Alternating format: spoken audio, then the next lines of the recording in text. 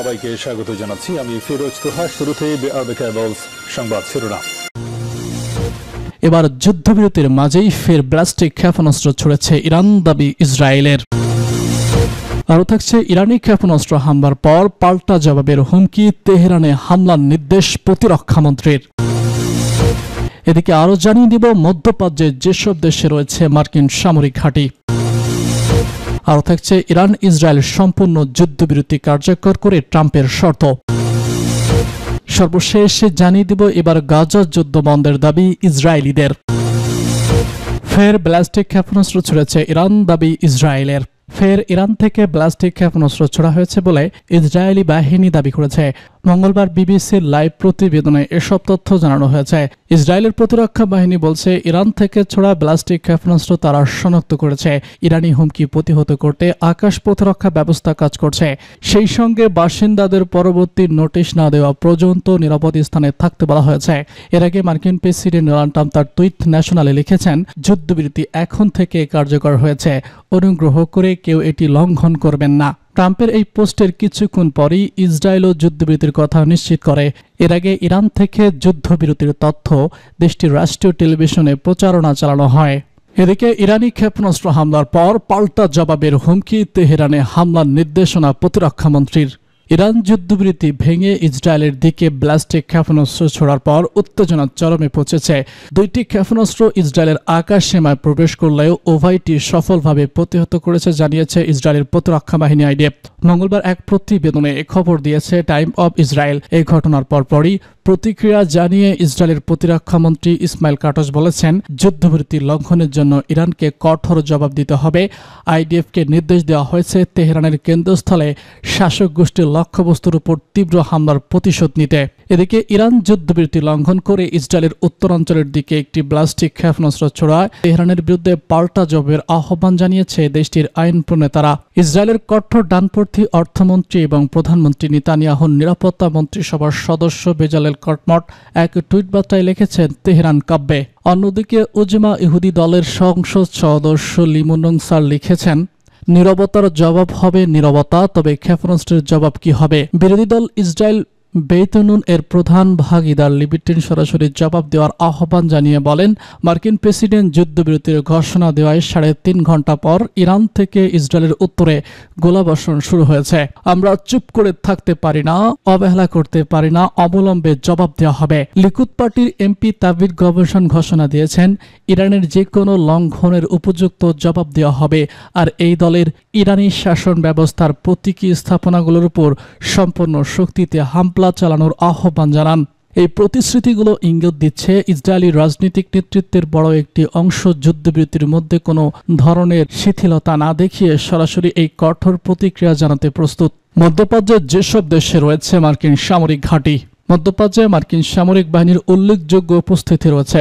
মধ্যপ্রাচ্যের 12টিরও বেশি দেশে মার্কিন সামরিক বাহিনীর পাশাপাশি ওই অঞ্চলের জলসীমাতেও যুক্তরাষ্ট্রের জাহাজ মোতায়েন আছে।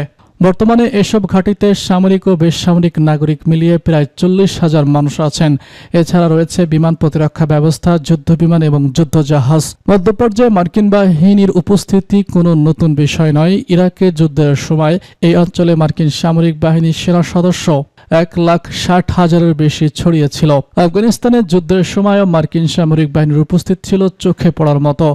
গত বছর ইসরায়েল এবং ইরানের মধ্যে উত্তেজনা এবং লোহিত সাগরে বাণিজ্যিক এবং সামরিক জাহাজে ইয়েমেনের শত্রুদের ক্রমাগত হামলার পর প্রতিক্রিয়া স্বরূপ এই অঞ্চলে মার্কিন সেনা উপস্থিতি জোরদার করা হয়। তবে সম্প্রতি তেহরানের পক্ষ থেকে বড় ধরনের প্রতিক্রিয়ার আশঙ্কায় মার্কিন কর্মীদের সুরক্ষার জন্য আঞ্চলিক ঘাঁটিগুলো থেকে সামরিক বাহিনীকে স্বেচ্ছায় প্রত্যাহারের সিদ্ধান্ত নেয় যুক্তরাষ্ট্র। সামরিকভাবে এই অঞ্চলে কমপক্ষে 19টি স্থানে মার্কিন যুক্তরাষ্ট্রের সামরিক স্থাপনা রয়েছে। এর মধ্যে কয়েকটিতে বহু আকাঙ্ক্ষিক বিশেষত স্থায়ী ঘাঁটি হিসেবে বর্ণনা করেছেন। এগুলো সৌদি আরব, বাহরাইন, মিশর, সংযুক্ত আরব আমিরাত, ইরাক, ইসরায়েল, জর্ডান, কুয়েত, কাতার এবং সিরিয়ায় অবস্থিত। সশস্ত্র গবেষণা প্রতিষ্ঠান কাউন্সিল অফ ফরেন রিলেশনের মতে মার্কিন সামরিক বাহিনী জিতুপি এবং তুরের বড় ঘাঁটিগুলো ব্যবহার করেছে, যা অন্যান্য আঞ্চলিক কমান্ডারদের অংশ হলেও প্রায়শই মধ্যপ্রাচ্যে মার্কিন অভিযানের সময় উল্লেখযোগ্য ভূমিকা পালন করে। এই প্রতিবেদনে মধ্যপ্রাচ্যের প্রধান প্রধান মার্কিন ঘাঁটিগুলোর বিষয়ে উল্লেখযোগ্য তথ্য তুলে ধরা হয়েছে। এই সমস্তগুলি যুক্তরাষ্ট্রের সেন্ট্রাল কমান্ড বা মার্কিন সেনাবাহিনীর কেন্দ্রীয় কমান্ডের অধীনে। কাতারের আল দৌদ ঘাঁটিটি পুরোপুরি অঞ্চলের বৃহত্তম মার্কিন ঘাঁটি। এখানে মার্কিন সেন্ট্রাল কমান্ড এবং এর বিমান বাহিনীর ফরওয়ার্ড করিডোর রয়েছে। ইরাক, সিরিয়া এবং আফগানিস্তানে মার্কিন সামরিক বাহিনীর অতীত অভিযানের সময় আল দৌদ কেন্দ্রীয় ভূমিকা পালন করেছে। মার্কিন বিমান বাহিনীর ৩৭০তম এয়ার অ্যাভিয়েশন ইউনিট এই ঘাঁটিতে মোতায়েন রয়েছে। মার্কিন প্রেসিডেন্ট ডোনাল্ড ট্রাম্প মে মাসে মধ্যপ্রাচ্যে সফরের সময় এই ঘাঁটি প্রদর্শনে গিয়েছিলেন। স্যাটেলাইট চিত্র অনুযায়ী সম্প্রতি ওয়াশিংটন আল দৌদ রানওয়ে থেকে কয়েক ডজন বিমান প্রত্যাহার করে নিয়েছে। অনুমান করা হচ্ছে মার্কিন হস্তক্ষেপের পর পাল্টা প্রতিক্রিয়া হিসেবে ইরানের সম্ভাব্য হামলা থেকে রক্ষা করার জন্যই সেগুলো সরিয়ে নেওয়া হয়েছিল। গত ৫ই জুন প্ল্যানেট ল্যাব এর প্রকাশিত ছবিতে C-130 হারকিউ এয়ারপোর্ট একটি বিশেষ সামরিক পরিবহন বিমান এবং রেনেসাইন প্লাস আকাশপথে গোয়েন্দা তথ্য সংগ্রহের জন্য ব্যবহার করা হয়। 40টি বিমান দেখা গিয়েছিল। এর সঠিক 2 সপ্তাহ পরে সেখানে মাত্র 3টি বিমান দেখা গিয়েছিল বলে জানিয়েছে বার্তা সংস্থা এপি। প্রকাশিত কাতারে প্রায় 10,000 মার্কিন সেনা মোতায়েন রয়েছে। ইরান ইসরায়েল সম্পূর্ণ যুদ্ধবিরতি কার্যকর করে ট্রাম্পের শর্ত।